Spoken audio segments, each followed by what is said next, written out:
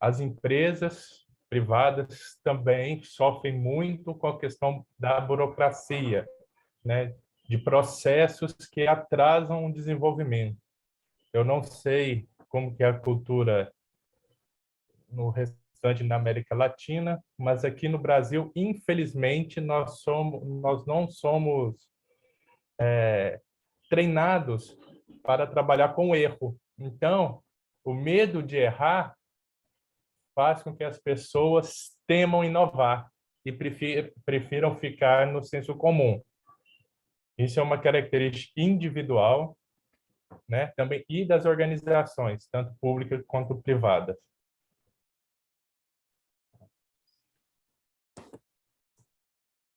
Então, eu vou falar uma introdução, uma breve introdução, a situação aqui no Brasil, sobre burocracia e sobre a minha cidade, né, que é Goiânia, fica próxima da capital do Brasil, que é Brasília, e que tem um caso muito importante, né, para ser compartilhado. Nós vivemos um momento, né, que devido à pandemia, a transformação digital ela acelerou em vários campos da sociedade, devido às questões, né, de lockdown, às, às intervenções, né, em relação às aglomerações, tudo, e até o próprio medo da pessoa de sair de casa fez com que o transporte, de modo geral, não só de passageiros, se transformasse. Antes, as pessoas iam aos locais de compra e, durante a pandemia, as compras começaram a ir às pessoas e cada vez de uma forma mais rápida, desde até saque de dinheiro, a pessoa não ia para o banco, ia, né, através de uma plataforma colombiana, a Rappi, né, uma plataforma, um aplicativo brasileiro, o iFood. Então, mudou a forma de olhar a mobilidade. E, né, uma reunião como essa que nós estamos tendo agora, há 2 anos atrás, ela aconteceria presencial, né? Eu ia gostar muito de conhecer Lima, mas isso favoreceu, né, toda essa dinâmica. E além dela poder, né, estou vendo que ela está sendo gravada e vai ficar disponível. Então, assim, é algo que também se perdia no presencial. Nós não tínhamos o hábito de gravar reuniões de trabalho. Então, o coronavírus, né, essa pandemia, ela foi muito nociva, né? Perdemos parentes, perdemos vidas, mas ela deu um choque. Algo precisava ser feito. E no transporte isso foi cada vez mais visível. No Brasil, né, temos vários exemplos, mas eu quis destacar 3 dessa evolução.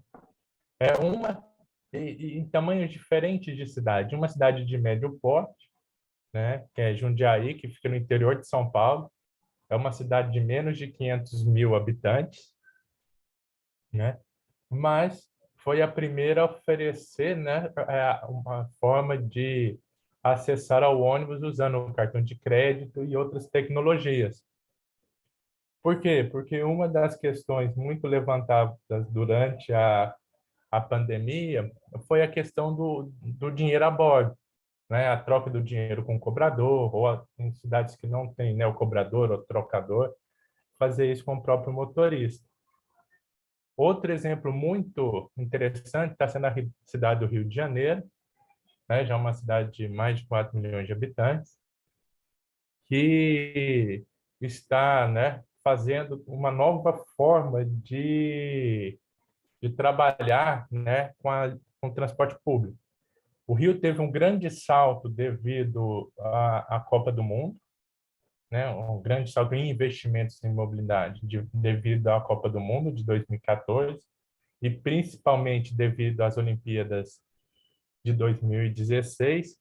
Entretanto, essa evolução, que foi muito na infraestrutura, ela não continuou tendo o apoio, né, ou do governo federal ou dos próprios governos locais, e a situação ficou ruim no Rio de Janeiro.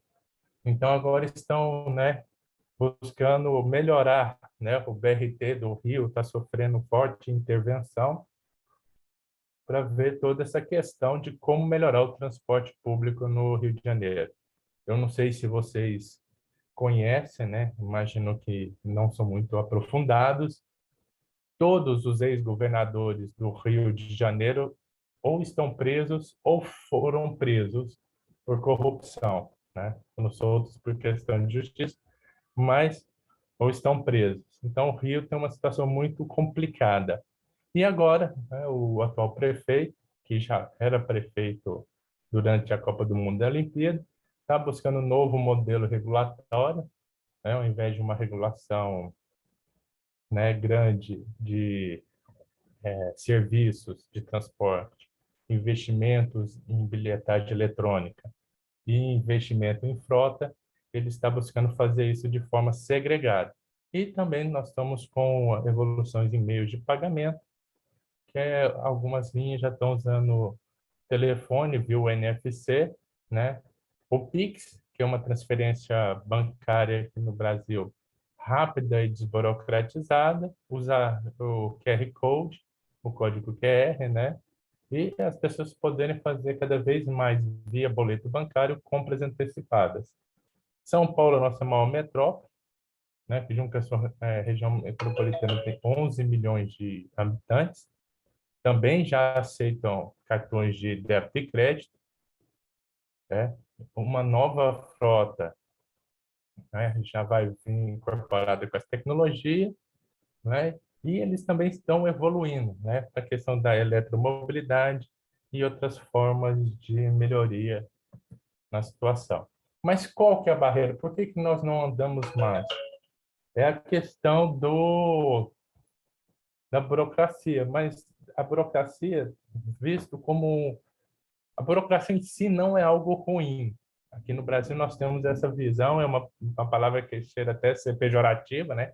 Uma palavra ruim, quando você vira para alguém e a chama de burocrata, é, é quase uma ofensa, né? Mas é importante, mas ela tem que ser uma burocracia inteligente. Então, nesse mundo que está movendo, né, de forma diferente, está buscando novas soluções de mobilidade, né, e se adequando às questões pós-pandemia, a burocracia acaba sendo uma grande barreira, porque as pessoas têm dificuldade de aceitar o novo, né?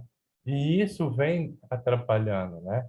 E por causa disso, né, de burocracia em relação a aprovações de projetos, burocracias legais, né, legislações antigas, se desperdiça muito dinheiro e tempo, né, durante esses processos, o que acaba gerando, né, numa questão de investimento externo, né, investimento fora do país para questões de mobilidade, eles acabam sendo não tendo esse incentivo, né? Pelo contrário, eles são levados a não investir no Brasil.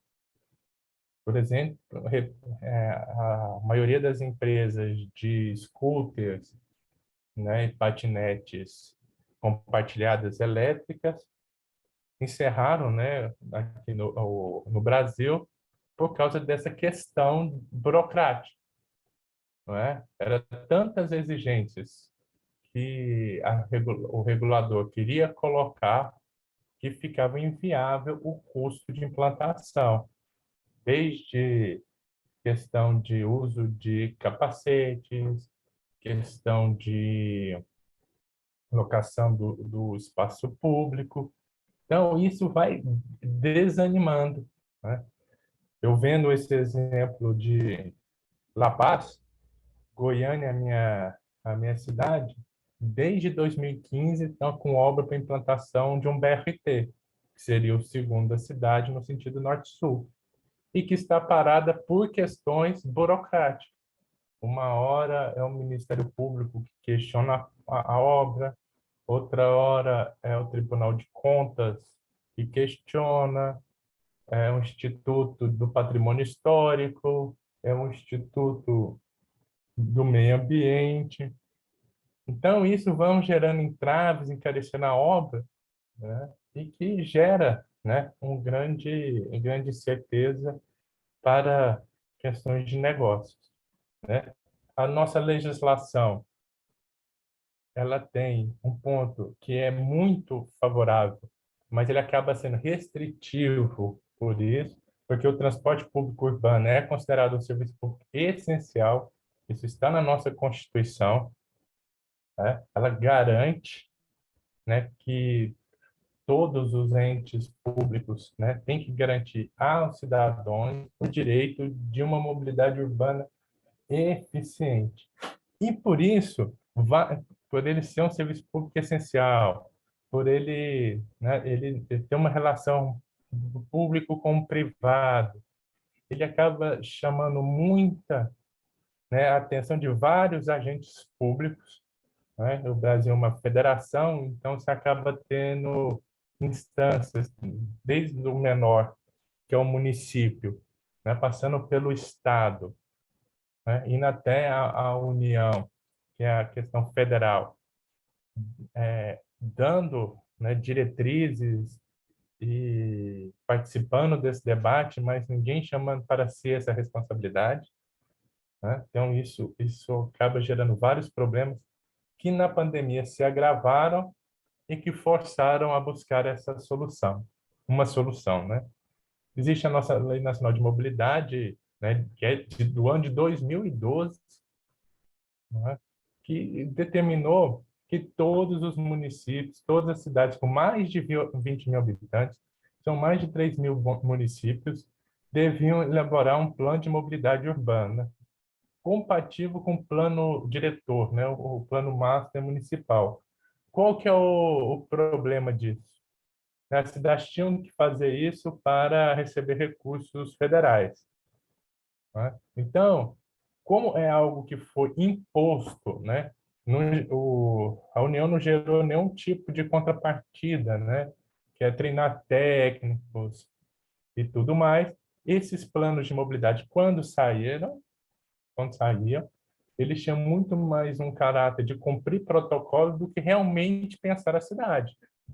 Então, era muito mais algo burocrático do que algo realmente para ver como uma cidade, seja ela de 20 mil habitantes, seja ela de 1,5 milhão de habitantes, ou de 11 milhões de habitantes, como ela poderia modernizar seu sistema e melhorar a qualidade de vida das pessoas. Eu, sinceramente, fiquei com muita inveja da apresentação do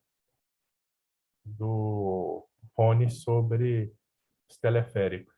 E o outro problema grave nosso é o nosso código tributário, tem uma alta carga, né? E que atrapalha todo o sistema, todos os negócios, porque ela é muito complexa, ela é de alta complexidade, existe muita bitributação, então, assim, um serviço, um produto são tributados mais de uma vez. O transporte público urbano, ele é um serviço público essencial, mas ele sofre, ele tem que pagar impostos que, por exemplo, aqui em Goiânia, que é imposto do veículo, que é chamado de IPVA, e imposto de produtos importados, que é IPI, que quem tem quem é um taxista que tem um táxi não paga esses custos. Então, além de gerar toda uma questão muito ruim em relação a isso, pois todo o custo é passado para a tarifa e da tarifa para o usuário, porque aqui só basicamente hoje 2 ou 3 cidades têm subsídios públicos na sua operação. E os contratos, né, do transporte público, eles, né, novamente, por ser um serviço público essencial e essa relação entre o público e o privado, eles têm muitas amarras, né? Tem muitas coisas que o deixam bem, bem rígidos e que atrapalha seu crescimento. Uma questão é referente a ter uma tarifa única, ou seja, o recurso que remunera o operador, né, o prestador de serviço, né, é o mesmo que é pago pelo usuário. Então, isso encarece, então não há separação entre a tarifa paga pelo usuário e a remuneração do serviço. Por, por ser, né, essa característica, existe muita intervenção política e judicial na definição. Então, assim, nós já tivemos revoltas no ano de 2013, chamadas revoltas de não contra o aumento de tarifa, que no fim acabaram gerando o impeachment da presidente da República, Dilma Rousseff, né? E uma coisa que a gente chama, que eu imagino que seja uma jabuticaba, né? A gente chama de jabuticaba as coisas que só são aqui do Brasil. Que é que todos os ganhos que os operadores têm com inovação ou com melhoria do serviço, eles devem ser obrigatoriamente utilizados para abaixar o valor da tarifa. Então, isso é não incentiva, pelo contrário, por que que eu vou correr um risco de inovar que se eu levar prejuízo, o prejuízo é todo do operador, mas se ele tiver ganho, o ganho será usado para diminuir a tarifa. Então, em qualquer momento durante a, o contrato de concessão, a tarifa, a receita recebida pelos operadores, ela é constante. Então, qualquer ganho de produtividade, inovação, um novo negócio, uma receita acessória, elas são usadas para diminuição do valor da tarifa do usuário. Outro ponto é em relação ao escopo, né, a definição do objeto de licitação, ela é muito concentrada na tecnologia veicular, no nosso caso, na maioria das cidades, né, brasileiras, o ônibus, né, ele não possibilita dentro dos contratos novos, inserir novas tecnologias. Então, se um operador de ônibus local quiser ter, ou como sócio, ou ele sendo o operador, um sistema de bicicletas compartilhadas integrado ao transporte público, não pode, tem que ter um outro processo. Isso gera, né, uma concorrência, né, predatória, né? Se ele quiser fazer um estacionamento, tudo. Então, assim, isso inibe a evolução dos modelos. Essa situação de você só ter, por exemplo, ônibus para operar, não podendo nem usar um veículo de menor capacidade, como um micro-ônibus ou uma van, né? Diminui a flexibilidade e o atendimento às necessidades das pessoas e diminui também a flexibilidade da rede, porque você não consegue atender muitos locais devido ao tamanho do ônibus. E a falta de se pensar a intermobilidade, porque não há, né, dispositivos legais para essa inserção de novos modos de viagens, né, com características complementares, você pensar de porta a porta, né? A burocracia, né, dos contratos de concessão e conflitos de interesse em relação com novos implantes trava toda e qualquer iniciativa. Aqui no Brasil tivemos muitos problemas com a entrada do Uber, né, um conflito muito grande com o táxi, né, esses novos serviços sob demanda também estão tendo muitas discussões, bicicleta compartilhada. Então, assim, não, o Brasil normalmente não é o lugar, né, pelo menos no ecossistema de mobilidade, favorável a novos entrantes, né? E tudo isso faz com que o sistema tenha uma baixa produtividade, né? Uma por causa da baixa capilaridade, as pessoas têm que se deslocar, outra diferente das concorrentes, mas, né, Goiânia, essa é uma foto da minha cidade, ela vem sendo um exemplo para o Brasil e quem sabe também para a América Latina, né? Essa daqui é a cronologia, né, de Goiânia, né, de 98 para cá. Goiânia sempre, né, é uma cidade de 1,5 milhão de habitantes e a região metropolitana, né, que Goiânia é mais 19 municípios, dá 2,5 milhões, em que ela sempre vem buscando melhorias e sempre com uma parceria público-privada. Aqui o ente gestor ele sim, né, participou junto em conjunto com os operadores locais.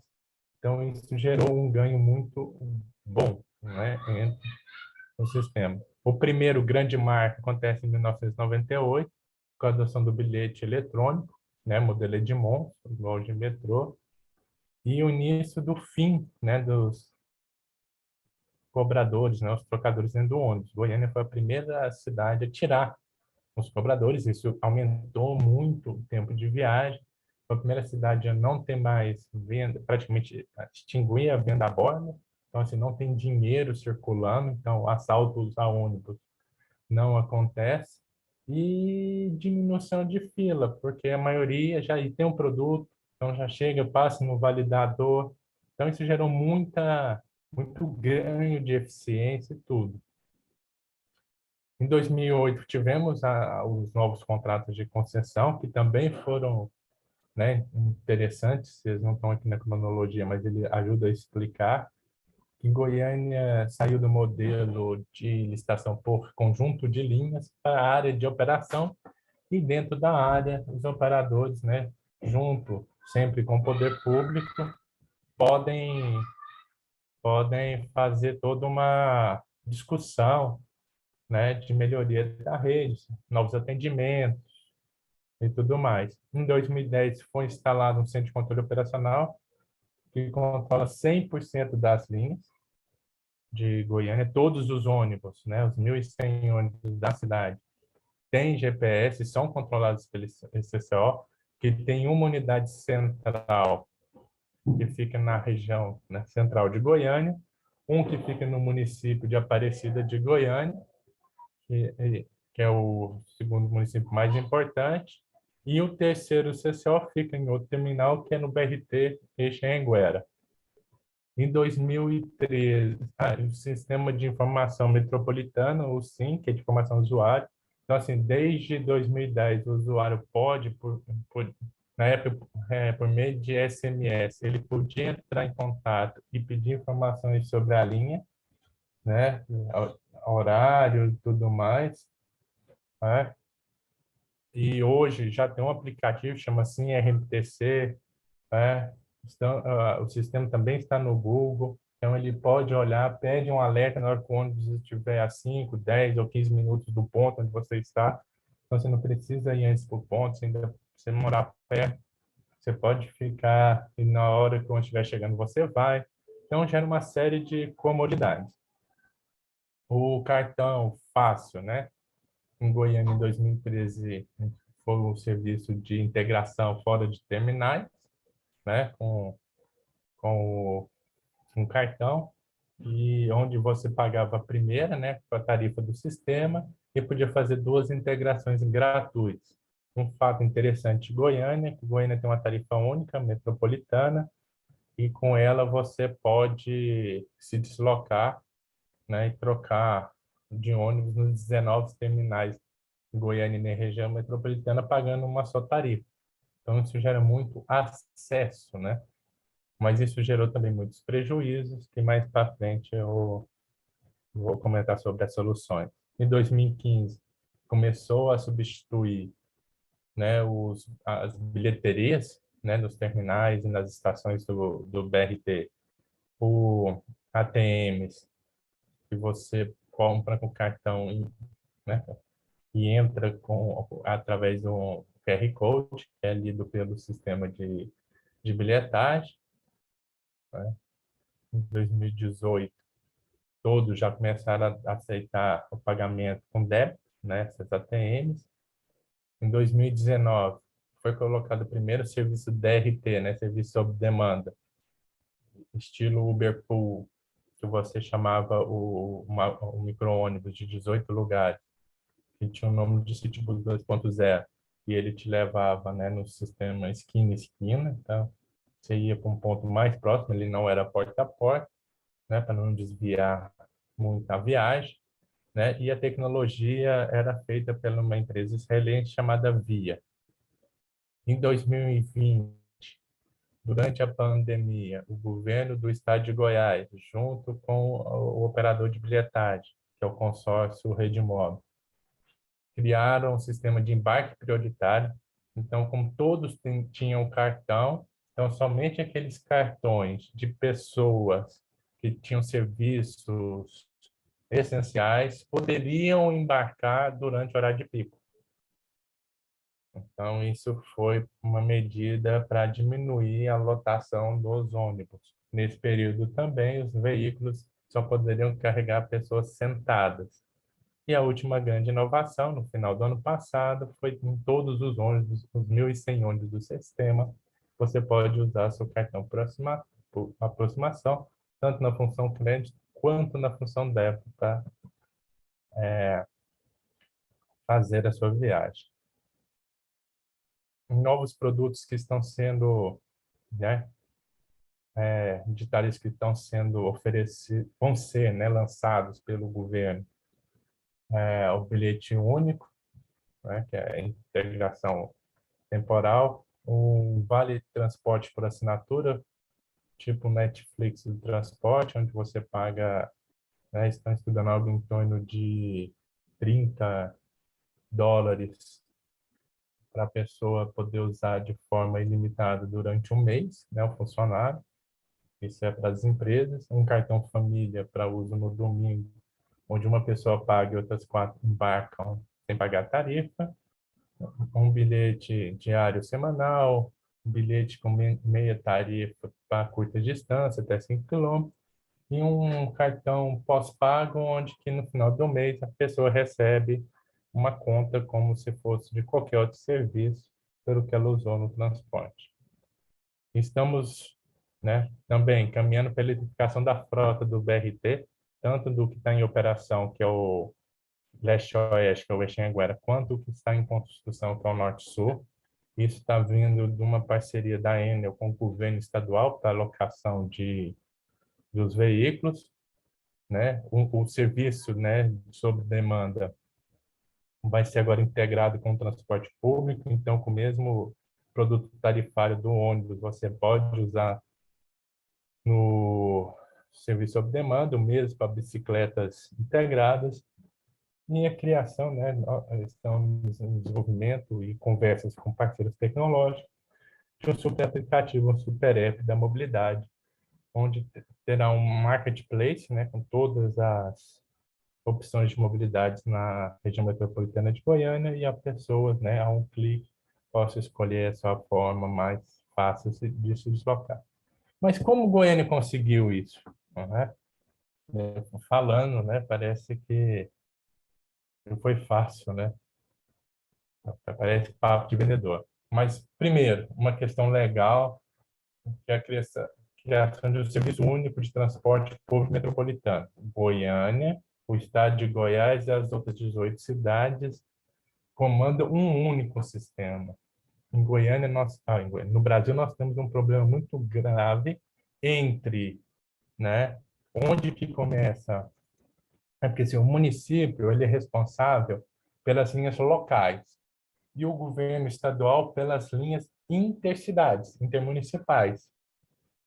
E isso acabava gerando um grande conflito, porque uma linha que saía da cidade, por exemplo, aqui de Aparecida de Goiânia e viesse para Goiânia, ela seria de um metropolitana, seria de responsabilidade do governo do estado. Aparecida teria sua rede interna e Goiânia sua rede interna, o que gerava várias sobreposições, né, várias concorrências predatórias, dificuldade de entendimento, dificuldade de desenvolvimento, né? O professor Emílio, ele mora numa cidade que vive nessa crise entre o serviço de Porto Alegre, do município de Porto Alegre e da região metropolitana, né? Porque é difícil, são operadores diferentes, uma legislação diferente, né? Então, nós temos isso, né, em Goiânia. Outro ponto foi que desde da licitação em 2008, antes que se pensasse nessa questão de mobilidade como serviço, inovação, Goiânia já deixou em aberto, né, contratualmente, a possibilidade dos operadores assumirem serviços complementares. Então, isso foi muito importante, gera uma segurança, gera a possibilidade de novos serviços.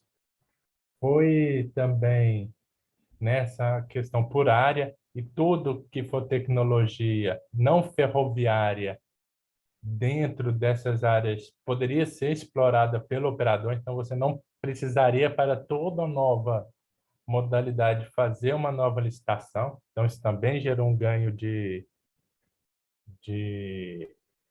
eficiência, né, para buscar inovação. E por último, né, que está sendo feito agora, o governo estadual, junto com os 19 municípios, né, Goiânia mais 18, que vão começar a subsidiar o transporte, né? Mas não assim subsidiar empresas, né? Tudo. Mais do que isso, toda essa integração, todo esse novo modelo vai ser subsidiado pelo poder público. Então, vai poder ter política tarifária, uma política tarifária social, sem impactar a população. A população vai poder usar uma bicicleta compartilhada, integrar no ônibus, sem ter que pagar mais por isso, né? Imaginamos que no futuro o táxi possa ser integrado também, o estacionamento público, né, conhecido como Arazo, também possa ser. Então, mas o que teve que fazer? Aproveitando a lei da mobilidade, aproveitando todo o arcabouço legal que foi criado e que para muitas cidades é visto como uma barreira, mas em Goiânia foi visto como uma possibilidade, né? Criou uma série de regimentos internos que flexibilizou as medidas né, regulatórias que travavam a inovação. Então, o órgão gestor, ele sempre ele dá, né, uma autorização prévia do serviço, e se der certo, ele entra no cômputo do serviço público e atende a população. Se não der, é conta e risco do operador. Então, assim, num primeiro momento, parece que é muito complicado inovar em serviços públicos, principalmente aqui no Brasil. Eu sei que a América Latina tem toda uma história de desregulamentação, né? Vocês acho que estão mais indo no sentido contrário, né? Ter maior participação pública, né? Nós queremos uma aqui no Brasil que o público, né, interfira menos, não é? Nas questões regulatórias, mas dá para fazer os novos serviços, dá para trazer inovação, né? Não sabemos, por exemplo, das questões orçamentárias dos órgãos, mas há formas de custeio, né? É, impostos sobre o transporte individual, sobre o combustível, que podem ajudar. E eu gosto, né, para finalizar, eu gosto de deixar essas três frases, que para mim elas mexem muito comigo, principalmente quando eu vou pensar em algum novo serviço para o transporte e mobilidade aqui em Goiânia. Uma é uma frase do Mises, que é: toda ação humana pretende passar de um estado de maior para um de menor, né, conflito, uma situação ruim, de mal-estar.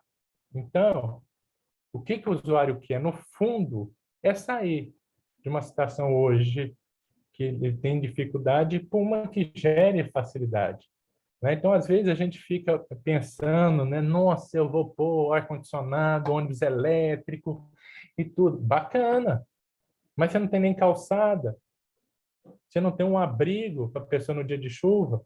Ela quer simplesmente sair do estado que ela está para um estado melhor, né? Lógico que a gente vai olhar a eletrificação, lógico que Goiânia é cheio de bondinhos, né? De teleféricos, mas Goiânia é muito plana, eu acho que fica dificulta muito isso, mas você tem que ter em mente, vamos fazer o básico e ir evoluindo. Outra frase que é do Bastiat é: aquilo que se vê e aquilo que não se vê. Muitas vezes nós acabamos, né, como planejadores, né, aqui no Brasil, não sei se na América como um todo, sendo pautado pela mídia. A mídia mostra uma realidade que tende a não se corresponder com o real, o que realmente acontece. Então, os planejadores de mobilidade, eles não podem ficar alheios de vivenciar o que está acontecendo no campo. Como que nós, como planejadores, queremos pensar melhor a nossa cidade se a gente não vai num terminal de ônibus, né? Não anda num teleférico, não usa o sistema de bilhetagem eletrônica, ver se ele é fácil ou não, se o sistema de informação também ajuda. Então, a gente tem que ir naquilo que não se vê, que é a vivência e a experiência. E, por último, uma tradicional frase é que não existe almoço grátis. Então, assim, é difícil, é trabalhoso, né? Tem um custo, né? Tem um custo que vai desde um custo financeiro, um custo de trabalho, né? Nada vai cair do céu, né? Eu acho que parcerias são muito boas, principalmente com capital externo, né? Mas não vem de graça. A única coisa que vem de graça é a salvação. O restante, tudo nós temos que buscar um esforço para desenvolver. Então, muito obrigado, graças, né? E eu não sou engenheiro, eu sou geógrafo, Ingeniero mestre em geógrafo. transporte, mas eu sou geógrafo. Eu sou apaixonado pelo espaço urbano. Eu gosto muito de matemática. Eu tenho até CREA, mas minha formação inicial é geógrafo. Muito obrigado. Não sei se fui muito rápido, me desculpem. E estou aqui para ouvir e aprender também com as perguntas de vocês. Muito obrigado. Obrigado, Miguel Ángelo. Realmente tu exposición me parece que va a abrir algunas perspectivas, algunas visiones a veces macro que nosotros tenemos en relación a la parte de la innovación y la tecnología, ¿no? Actualmente todas las ciudades de América Latina, todas están trabajando con innovación y tecnología en mayor o menor proporción, ¿no? Eso quiere decir de que existen muchos proyectos y a veces nosotros, ciudades, no sabemos si esos proyectos están incluidos dentro de un macro proceso y sobre todo de procesos regulatorios que me permitan rápidamente poder implementar, ¿no? Ya les pregunto directamente para los amigos y colegas de la APU, por ejemplo, en relación a este tema que Miguel Ángel acaba de hablar. ¿Cómo ustedes tomarían en consideración, cómo verían si los transportistas del metropolitano, del metro, etcétera, los reglamentados, ¿no? Tuviesen que pagar para la ATU el 3% del total de la recaudación de día que ellos tienen en relación a eso?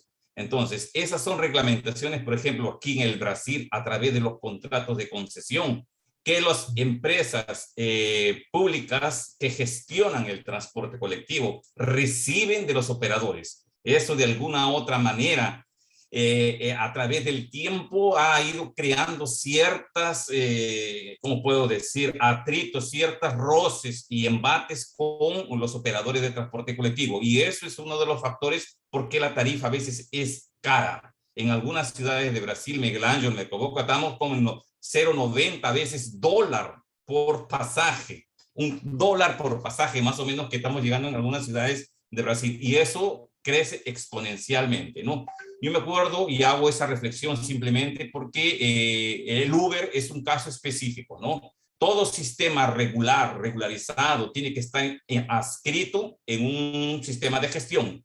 La municipalidad o, por ejemplo, la ATU tiene que gerenciar y por este gerenciamiento ellos cobran, la ATU debería cobrar un porcentaje en función de eso, ¿no? Entonces yo me acuerdo que una vez las bicicletas eléctricas, cuando íbamos a cambiar aquí en Porto Alegre, el director operacional de Sao Paulo, de la Green, vino aquí vino aquí a Porto Alegre y mencionamos que, oye, tú qué harías si es que la municipalidad te va a cobrar un porcentaje de la tasa de administración? Y él dijo, no, si me cobran algún porcentaje de tasa de administración, yo me voy, no implanto nada aquí. Yo, porque yo voy a Sao Paulo, no me cobran nada, voy a tal y no me cobran nada, ¿por qué voy a tener que pagar acá? No, más aquí le explicamos que aquí el sistema es así, todo el mundo tiene que pagar, porque si no, sería un modal que sería diferenciado con respecto al sistema de transporte colectivo, que es el que tiene que pagar.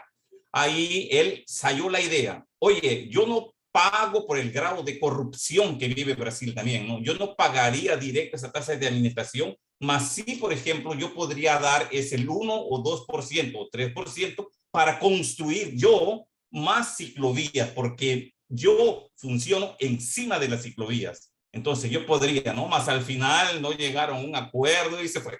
Entonces esos son los famosos entraves, son los problemas cuellos de botella que Miguel Ángel acaba de hablar, ¿no? Y esas a veces tenemos que destrabar para que estos asuntos funcionen. Menos mal que ya estás hablando de subsidio o público, ¿no? O sea, ya estamos hablando y muchas ciudades, no muchas, sino algunas ciudades de Brasil ya estamos caminando ya con subsidio público, normalmente subsidios municipales o subsidios regionales de los estados que están viendo esa posibilidad, ¿no? O sea, abrimos la caja de Pandora y estamos diciendo de que el sistema, tal y como está, las tarifas, tal y como está, bajo esos mismos reglamentos y todo, normativas y todo, no da. O sea, va a llegar a que vamos a morir porque, Miguel Ángel, me corrige, normalmente en el Brasil la media de caída de demanda de pasajeros es en torno del 8 al 10%, más o menos, si es la media de todas las ciudades en el Brasil. Eso quiere decir que cada año perdemos pasajeros, y perdemos y perdemos, y existen otros modos de transporte que están ocupando esa demanda. Cuando la movilidad urbana sostenible es aquella que deberíamos promover el transporte público de pasajeros, ¿no? Entonces, yo creo que es algo importante lo que tú vienes a decirnos aquí sobre todas esas ideas del subsidio, estas ideas del código tributario, y que pues los operadores no simplemente tienen que ser retribuidos por su tarifa, sino que a través de las receitas alternativas, como diríamos, a través de los ingresos alternativos o servicios complementarios, tienen que comenzar a moverse, ¿no? Entonces, abre un gran espectro de trabajos para los operadores. El operador no es simplemente aquel que conduce el autobús y acabó, sino que se convierten en algo más que podría el sistema con el fin de integrar todos los modos de transporte, poder tener, por ejemplo, operar bicicletas eléctricas, bicicletas compartidas. Entonces el operador de transporte público se convierte en un manager de toda la movilidad, ¿no? Y ya no entro en movilidad como un servicio porque ya es un concepto bien más evoluido, más evolucionado con respecto a ese tipo de cosas. Señores, yo pregunto a los participantes de este seminario si tienen alguna pregunta para Miguel Ángel, porque si no yo voy a comenzar a seguir preguntando estas cosas de tecnología e innovación. ¿Alguien que quiere preguntar? ¿O se sienten satisfechos?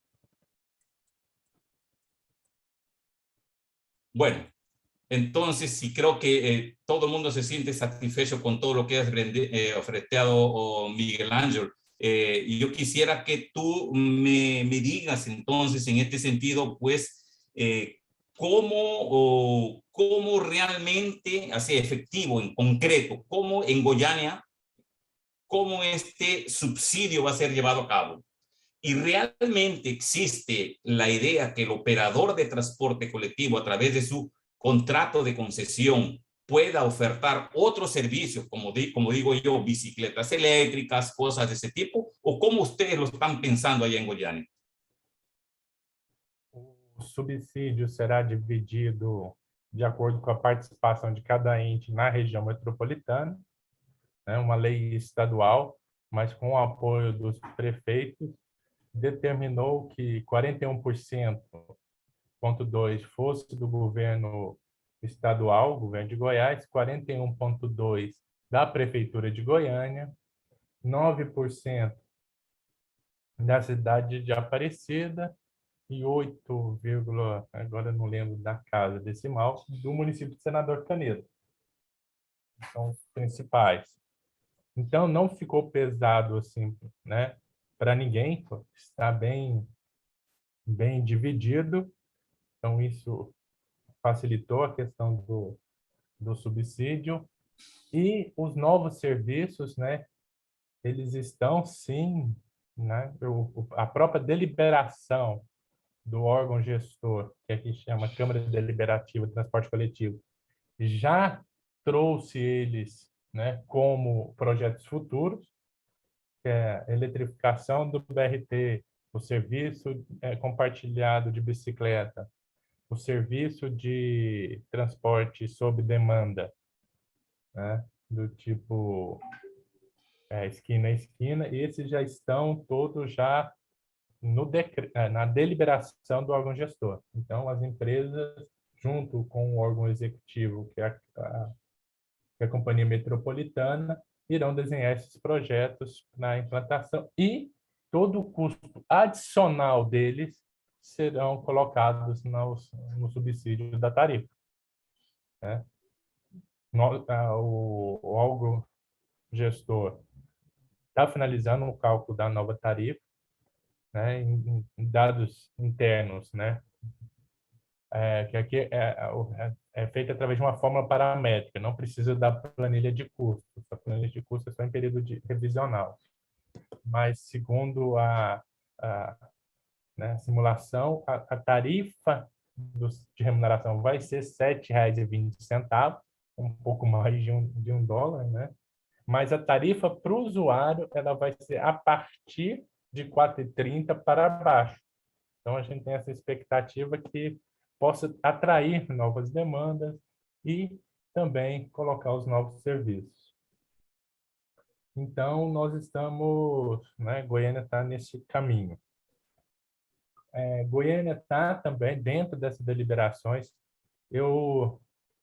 Emílio, depois eu vou passar para ti.